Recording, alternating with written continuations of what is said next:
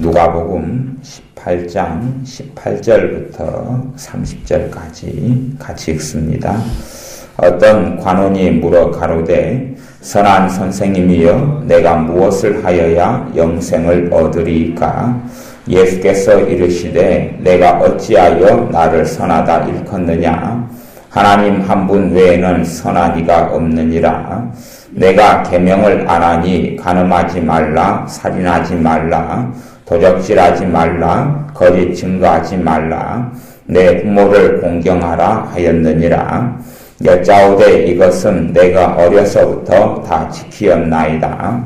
예수께서 이 말을 들으시고 이르시되 내가 오히려 한 가지 부족한 것이 있으니 내게 있는 것을 다 팔아 가난한 자들을 나눠주라. 그리하면 하늘에서 보화가 내게 있으리라. 그리고 와서 나를 좇으라 하시니 그 사람이 큰 부자인 고로 이 말씀을 듣고 심히 근심하더라. 예수께서 저를 보시고 가라사대 재물이 있는 자는 하나님의 나라에 들어가기가 어떻게 어려운지 약대가 바늘귀로 들어가는 것이 부자가 하나님의 나라에 들어가는 것보다 쉬우니라 하신대. 듣는 자들이 가로되 그런즉 누가 구원을 얻을 수 있나이까? 가라사대 무릇 사람이 할 수 없는 것을 하나님은 하실 수 있느니라. 베드로가 여짜오되 보옵소서. 우리가 우리의 것을 다 버리고 주를 쫓았나이다. 이르시되 내가 진실로 너희에게 이르노니 하나님의 나라를 위하여 집이나 아내나 형제나 부모나 자녀를 버린 자는 금세에 있어 여러 배를 받고 내세에 영생을 받지 못할 자가 없느니라 하시니라. 아멘. 복음서의 말씀은 굉장히 이해하기가 쉬운 것 같으면서도 실제로는 하나 파고 들어가려고 생각하면 굉장히 성경의 어떠한 말씀보다 어려운 말씀이 복음서의 말씀이 됩니다. 그리고 이제 이 누가복음 28장 18절부터 30절에는 부자 관원이 나와 내가 어떻게 영생을 얻을 수 있습니까? 라고 주님께 묻는 내용. 그래서 부자와 천국 또 이에 대한 베드로와 주님의 대화가 그 뒤에 이어서 나옵니다. 그것에 있어서 이 본문에 있어서 꽤 어려운 난해점들이 사실은 많이 등장합니다. 쉽게 해결하기 어려운 난해점들이 사실은 등장하기도 합니다만은 핵심적인 요지는 아마 그런 것인 것 같습니다. 참으로 주님을 영접하고 믿는 것, 영생을 얻는 것은 부자에게 있어서는 너무나 어렵다 하는 것이겠지요. 물론 그것만을 전달하려고 주님께서 이 말씀을 하신 게 아니라 영생에 대해서 말씀을 전하시려고 이 내용을 성경에 기록하게 하셨습니다. 영생에 대한 것입니다. 그래서 사복음서의 그 어떤 주제보다 아주 반복적으로 나온 주님께서 끊임없이 반복하는 주제가 있다면 그것은 구원, 영생에 대한 것입니다. 어떻게 구원을 얻는지, 어떻게 영생, 영원한 생명을 얻는지, 구원을 얻는다와 영생을 얻는다가 같은 의미가 된다 이렇게 말할 수 있습니다. 어떻게 영생을 얻을 수 있는지, 어떻게 거듭날 수 있는지, 어떻게 하나님의 나라에 들어갈 수 있는지, 어떻게 구원받을 수 있는지, 이것이 사복음서에서 주님께서 끊임없이 반복적으로 여러 가지 사건과 비유나 말씀을 통해서 하시는 이야기입니다. 물론 대부분의 신자들은 영생을 얻는 것, 구원받는 것에 있어서 많은 관심을 가지지 않는 경우들이 많습니다. 그러나 사복음서는 끊임없이 영생 얻는 것에 대해서 관심을 갖습니다. 심지어 예수님을 믿고 따르는 제자들도 영생 얻는 것, 구원받는 것에 있어서 끊임없는 관심을 갖는 것을 볼 수가 있습니다. 우리는 구원 얻는 것에 대해서 아주 단순하게 생각하고 가르치기를 좋아합니다. 또 간단하게 배우고 나면 그냥 예수 영접했으니까 구원의 확신 가지고 그렇게 하면 됐다. 이제 다 끝났으니까 나머지는 우리가 이제 말씀을 지키고 살아가자. 하나님 뜻대로 말씀대로 살아가서 예수님 닮아가자. 아니면 열심히 사명 감당하고 직분을 받아서 하나님을 기쁘시게 하자. 이렇게 이제 일상적으로 이야기합니다. 그런데 실제로 주님께서 주님의 제자들을 대하시는 것을 보면 단순히 구원받는 문제, 영생을 얻는 문제에 있어서 그렇게 쉽게 OX 말씀하지 않았던 것을 봅니다. 그냥 쉽게 구원의 확신을 주기를 주님께서 그런 방식으로 제자들을 양육하지 않았던 것을 봅니다. 그래서 제자들은 주님께서 하나님 나라에 가실 때 가까워왔음에도 불구하고 그렇게 묻는 겁니다. 주님께서 어디로 가시는지 우리가 알지 못하겠거늘 우리가 어떻게 하나님 나라에 갈 수 있겠습니까? 그런 주님께서 요한복음 14장에서도 너희는 마음에 근심하지 말라 아버지 집에 거할 곳이 많도다 그렇게 말씀하는 겁니다. 제자들은 자신의 구원에 대해서 그렇게 대단하게 확신하지 못했다는 것을 요한복음 14장을 통해서는 우리가 보고 알 수가 있습니다. 한 부자 청년인데 이 부자 청년인 성경에는 누가복음 18장 18절에는 어떤 관원이다 이렇게 나옵니다. 선한 선생님이여 내가 무엇을 하여야 영생을 얻으리까? 내가 무엇을 하여야 영생을 얻으리까? 주님께서 책망하시는 것이 19절에 너가 어찌하여 나를 선하다 일컫느냐? 하나님 한 분 외에는 선한 이가 없느니라. 이것도 꽤 설명하기가 어려운 난해한 문장이 됩니다. 왜 주님께서 선한 분이 아니겠습니까? 아버지가 주님 안에 계시고 주님께서 아버지 안에 계시고 아버지와 주님은 한 분이신데 어찌 선한 이가 아니시겠습니까? 그런데 하나님 한 분 외에는 선한 이가 없다 이렇게 말씀하시는 내용을 보면 굉장히 어렵습니다. 여러 가지 이유가 있을 수 있습니다. 이 부자 관원이 사람으로 생각하면서 잘 보이려고 아부아첨을 떨었을 수도 있고 아니면 나아가서 이 부자 청년이 생각하는 선함과 주님께서 말씀하시고 성경에 있는 선함의 뜻이 다르기 때문에 서로 부자 청년과 주님과 다른 선함의 이야기를 하고 있을 수도 있습니다. 또 한편에서는 실제적으로는 우리 주님께서 하나님으로서 사람이 되셔서 우리의 죄를 짊어지고 있어서 그렇기 때문에 우리의 죄를 짊어진 참으로 의인이시지만 죄인의 자리에 계시기 때문에 우리의 죄를 짊어지고 있는 골고다의 언덕을 걸어가시는 어린 양, 세상 죄를 짊어지고 가신 어린 양으로서 그렇기 때문에 우리의 죄를 대신하신 분이기 때문에 자신을 가리켜 그 관점에서는 선하지 않다. 우리의 죄를 짊어지고 있기 때문에 우리 대신 의인으로서 불의한 자, 죄인을 대신 하시는 공생애를 사시기 때문에 그렇게 말씀하고 있다. 이렇게 말할 수 있습니다. 그래서 실제로는 딱히 어떤 부분을 가리켜 말씀하기 어려운 난해점을 가지고 있습니다. 이 영생 얻는 방법에 대해서 묻는 부자 청년에게 주님께서 우리식으로 한다면 엉뚱한 이야기를 합니다. 오히려 요한복음 14장 6절 같이 말씀하시는 좀 쉽겠습니다. 내가 곧 길이요 진리요 생명이니 나로 말미암지 않고는 아버지께로 올 수 없다. 그렇게 아니면 나를 영접하는 자는 곧 아버지를 영접하는 것이고 하나님 나라에 들어간다. 이런 다른 성경 말씀들을 언급하면 오히려 부자 청년이 훨씬 더 잘 알아먹고 나을 것입니다.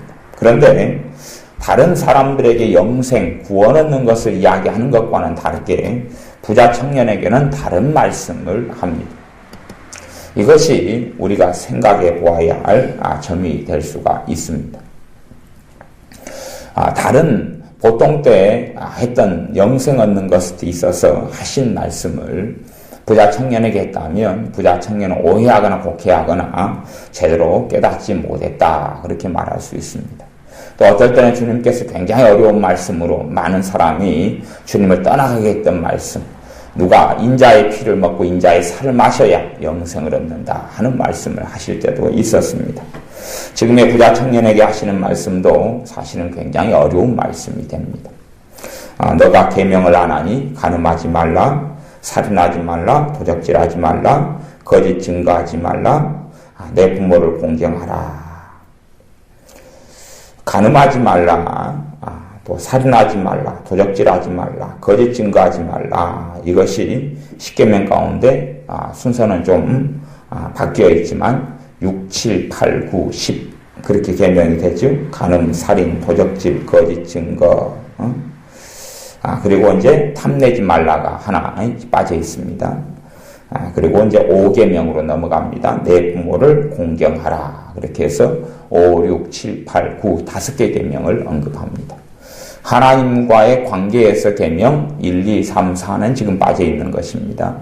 그리고 실제로 하나님과의 관계에서 계명 1, 2, 3, 4계명을 요약하자면 하나님을 사랑하라. 그렇게 요약할 수가 있습니다. 하나님을 사랑하는 구체적인 방법이 1, 2, 3, 4계명이다. 그렇게 볼 수 있지요. 그리고 이제 사람을 내 이웃을 내 몸과 같이 사랑하라. 거기에서 나 외에 다른 사람의 이웃의 출발점은 어찌됐든지 내 부모이기 때문에 부모 공경으로 간다. 이렇게 말할 수 있고, 그리고 이웃을 사랑하는 그런 것에서 6, 7, 8, 9, 10계명 그렇게 말할 수 있습니다. 이 계명들을 주님께서 이야기합니다. 참으로 영생 얻는 방법을 이야기하는데 실제로 계명을 지키느냐, 계명을 지키는 행동을 이야기하는 것이죠. 너가 똑바로 사느냐, 어떻게 들으면 행함으로 구원 얻는다 이렇게 들리기가 쉬운 본문이기 때문에 꽤 어렵다 그렇게 말할 수 있습니다.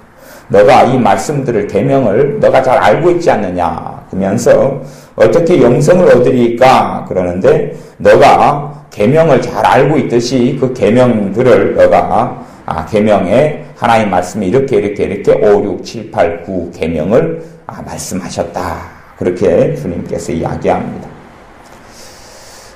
깊이 들어가면 이 계명을 이야기하신 이유가 그렇게 될 수 있습니다. 주님께서 이 부자 청년에게 이 계명을 너가 진짜로 지키고 있느냐 하고 묻는 것일 수 있습니다. 이 부자 청년은 이 계명을 지켰다라고 지금 확신하고 있는 것입니다. 그래서 부자 청년 21절에 여짜오되 이것은 내가 어려서부터 다 지켰나이다. 어려서부터 다 지켰나이다. 구약 성경에 있는 10계명 가운데 5, 6, 7, 8, 9계명 이것을 지키는 것은 겉의 행위로는 쉬울 수가 있습니다. 그렇기 때문에 겉의 행위로서는 사도 바울도 나는 난지 8일 만에 할례를 받았고 그리고 율법으로는 흠이 없는 자로다 그렇게 이야기했습니다. 이 겉의 모양, 겉의 모습 사람의 눈으로 보기에는 구약적인 해석을 겉의 모습으로 할 때까지는 이 부자 청년도 스스로 돌아볼 때에 흠이 없었던 것 같습니다. 물론 사도 바울만이 아니라 사도 바울이 옛날에 바리새인이었을 때에 그때만이 아니라 당시의 바리새인이나 서기관들도 아마 그랬을지도 모르겠습니다. 많은 유대인들도 그랬을지도 모르겠습니다. 겉으로 보이는 행동에 있어서는 다른 사람이 보기에 정말 바름직한 올바른 행동들을 많이 하고 살았을 것입니다. 그래서 이 부자 청년도 당당했습니다.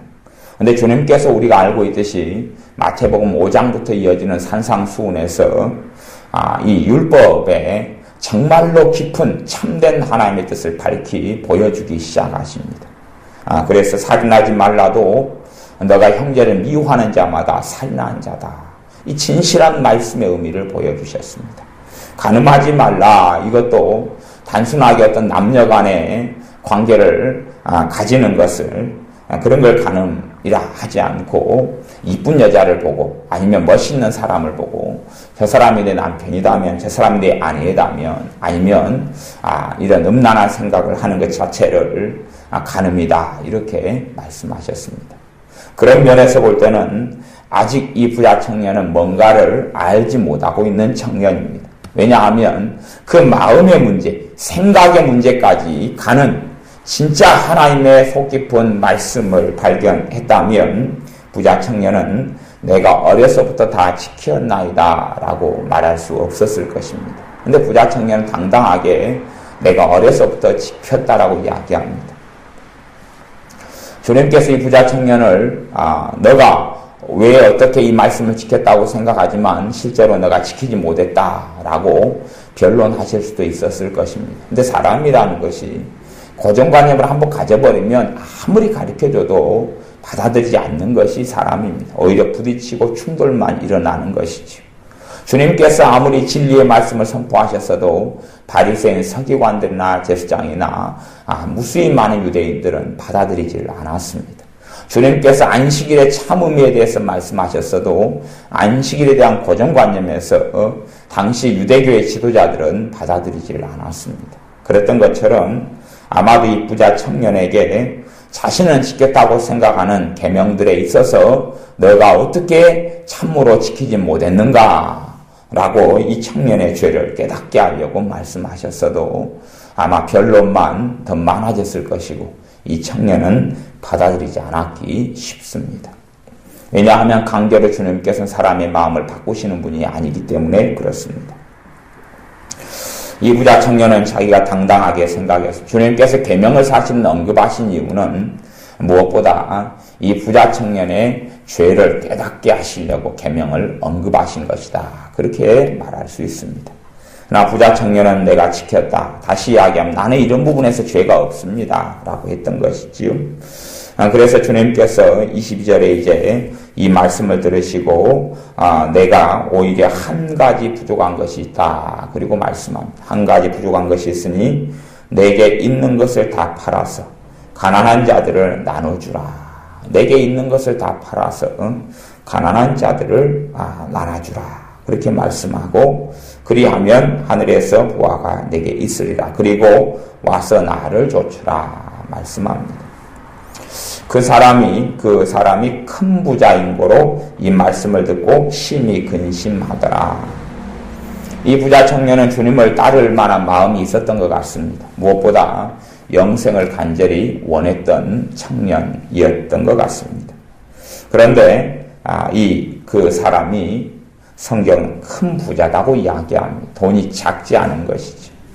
아마 가난한 사람 같으면 너 가진 것을 다 팔아서 나눠주고 나를 좇으라 그러면 쉬울 겁니다. 우리가 월세에 산다고 생각하면 월세 10개월짜리 월세에 들어가 100만 원짜리 월세에 살고 있는데 이제 한 5개월 됐어요.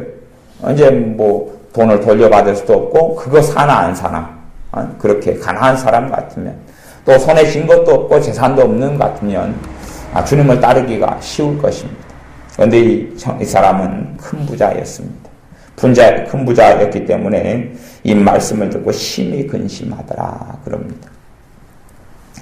대부분의 사람이 부자 청년 같은 자리에 있으면 아마 심히 근심까지는 안 할 것 같습니다. 그래요? 나는 그러면 안 얻고 말지요. 아니면 당신에게만 진리가 있습니까? 나는 진짜 또 다른 진리를 찾아서 나는 떠날랍니다.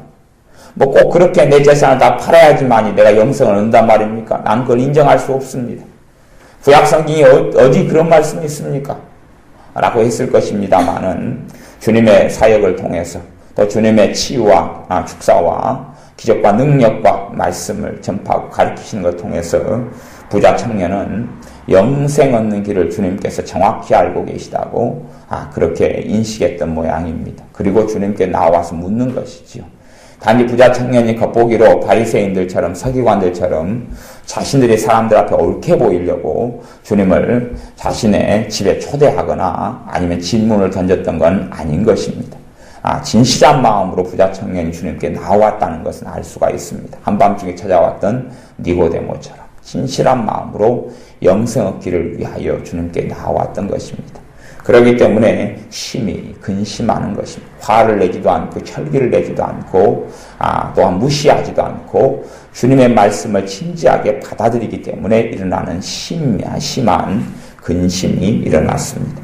왜냐하면 큰 부자였기 때문에 그러죠. 작은 돈이 아니라 어마어마한 부를 가지고 있는데 그것을 내어놓을 수 없기 때문에 그렇습니다. 이것을 따지면 이제 5계명부터 10계명까지로 이야기한다면 10번째 계명을 지금 터치하는 것이다. 이렇게 말할 수 있습니다. 왜냐하면 10번째는 탐심이죠. 탐심. 그리고 신약 성경은 탐심은 우상 숭배니라. 이 탐심에 대해서 하나님과의 관계의 죄로 성경은 해석합니다. 하나님께서는 그렇게 말씀하시는 것이죠. 단순하게 사람과 사람 관계에서 죄가 실제로는 또한 하나님과 관계의 죄다. 단지 10계명의 1계명부터 4계명까지가 하나님 사랑이고 5계명은 부모 공경, 6계명부터 7계명이 이웃사랑 이렇게 되는 성질이 아니고 탐심 자체가 다시 우상숭배로 인한 1계명, 2계명 이렇게 가장 큰 계명들을 어기는 죄다라고 성경은 명백하게 밝히고 있습니다. 이 부자 청년은 돈을 막상 팔아서 다 나눠주라고 했을 때에 자기 마음에 얼마나 돈을 강력하게 움켜쥐고 있는지, 내 삶의 모든 생각과 삶에 걸어가는 길이 돈에 의해서 얼마나 좌지우지되어 왔는지, 또 자신의 삶에 돈이 없으면 얼마나 허무하고 허망한 사람이 되는지 그것을 명백히 보게 됩니다. 항상 돈이 자기 것으로 알고 있을 때는 그래서 돈을 계산하죠. 이때는 이렇게 쓰고 저때는 저렇게 쓰고 그렇게 돈 중심으로 살아왔던 사람은 너무나 그것이 익숙하기 때문에 자신 안에 있는 탐심을 보지 못합니다.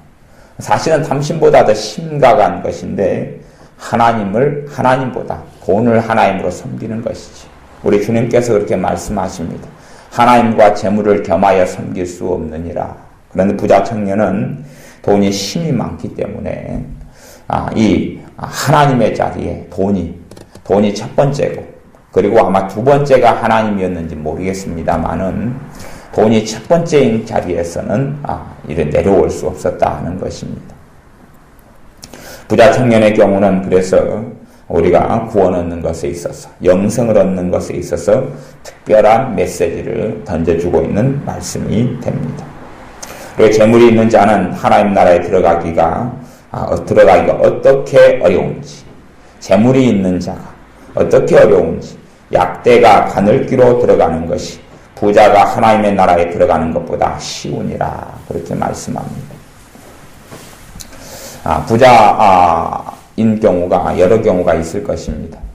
첫째로는 이 부자였다가 그러다가 예수님을 영접한 사람이 있을 것이고, 또 다른 사람은 가난하게 살다가 평범하게 살다가 예수님 영접하고 부자가 되는 경우도 있을 것입니다. 그렇게 다른 양상이 있을 수 있을 것입니다. 그 양상마다 우리는 다르게 생각하는 경향성을 가지고 있습니다. 근데 과연 이 부자에 대한 이야기가 어떤 의미를 가지고 있을지 우리가 생각해 봄직합니다. 실제로는 이 부자가 천국에 들어가기 어렵다는 것은 이 두 가지를 다를 포함하고 있다 이렇게 보는 것이 좀 더 타당하고 좋을 것 같아요.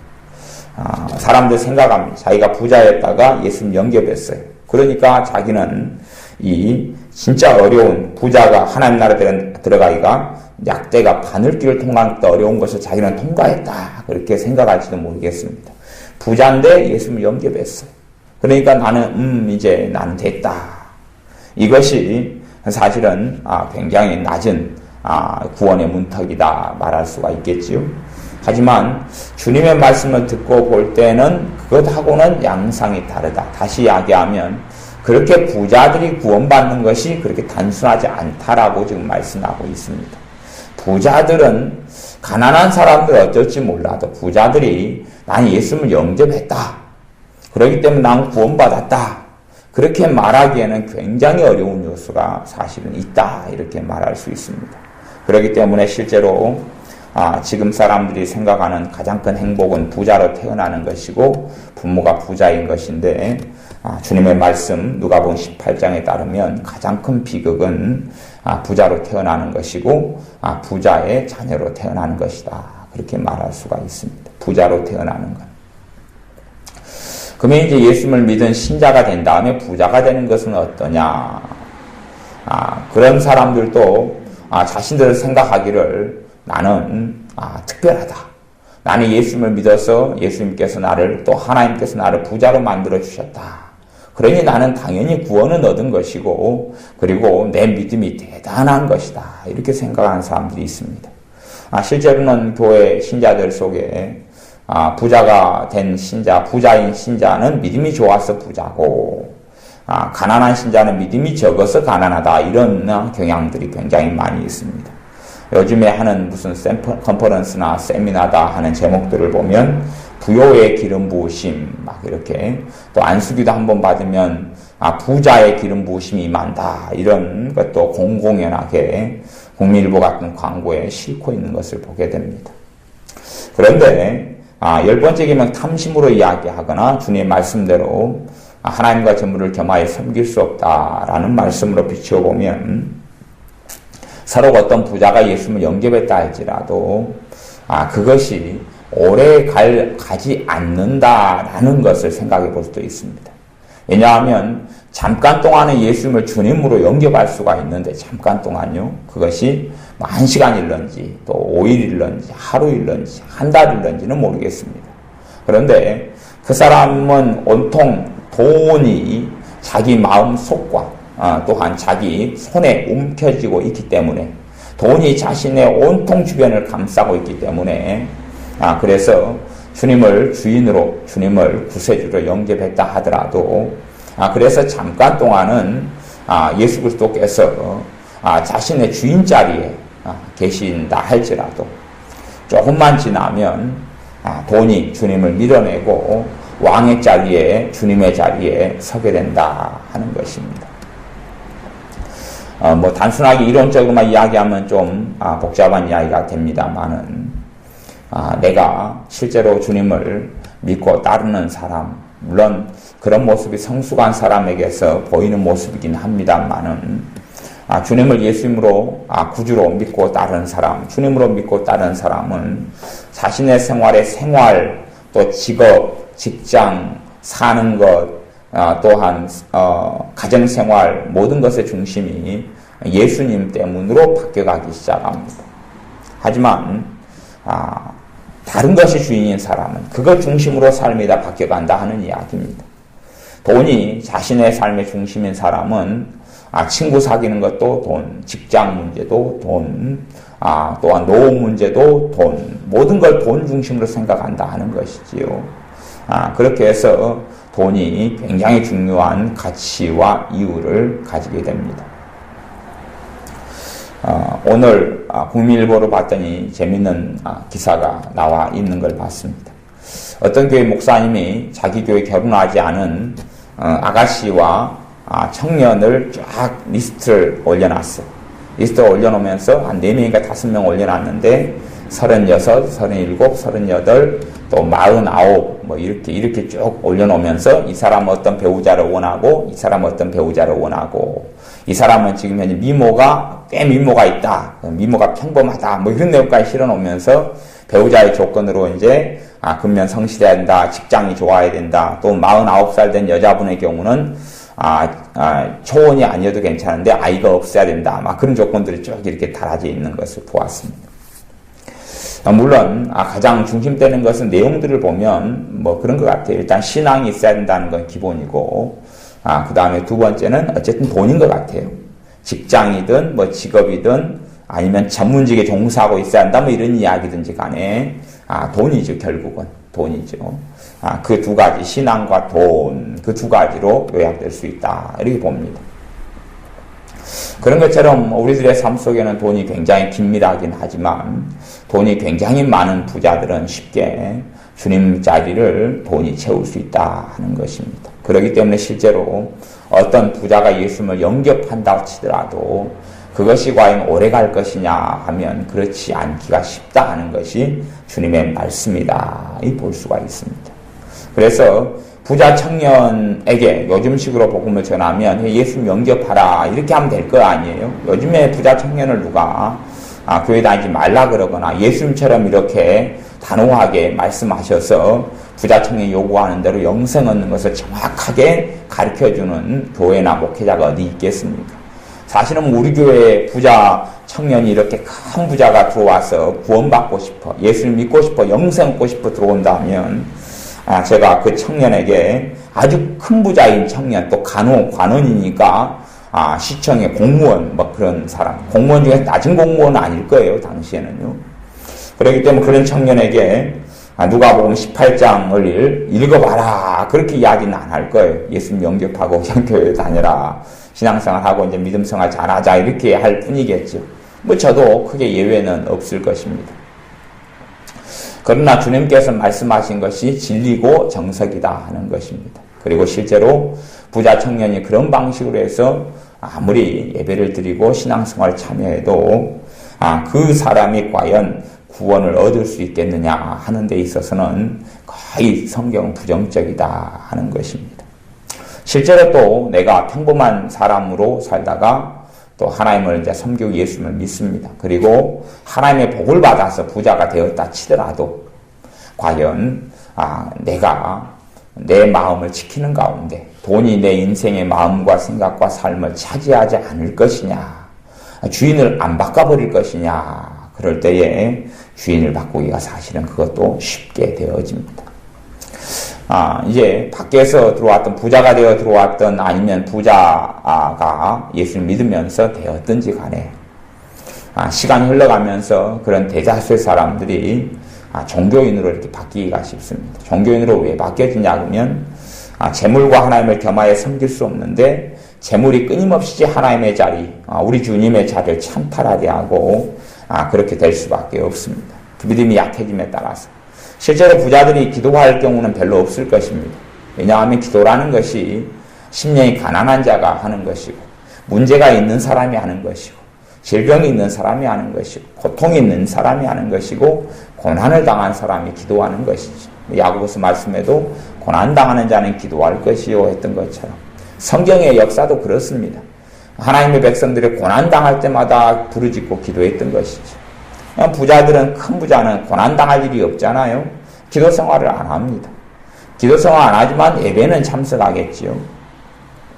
그런데 믿음이라는 것은 하나님과 관계다 그랬습니다.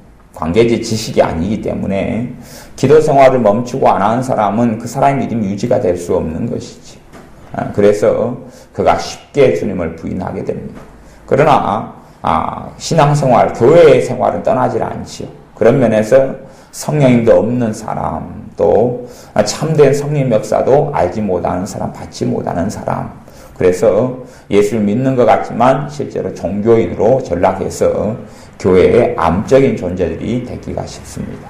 자기가 믿는 종교의 방식으로 교회가 끌어가기를 원하고, 그런 사람들 돈도 있고 권력이 있기 때문에 교회에서도 책임 있는 위치나 중직자가 되기도 쉽습니다.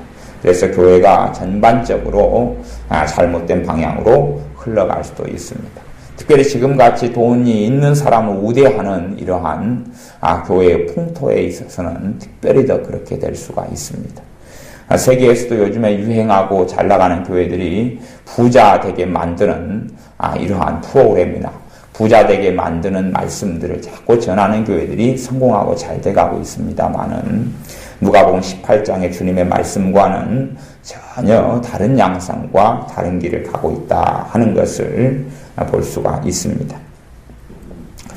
실제로 이 부자 청년이 자신의 보화를 다 나눠주고 자신의 재물을 가난한 사람들에게 다 나눠주고 주님을 따랐다. 그러면 당연히 영생을 얻지요.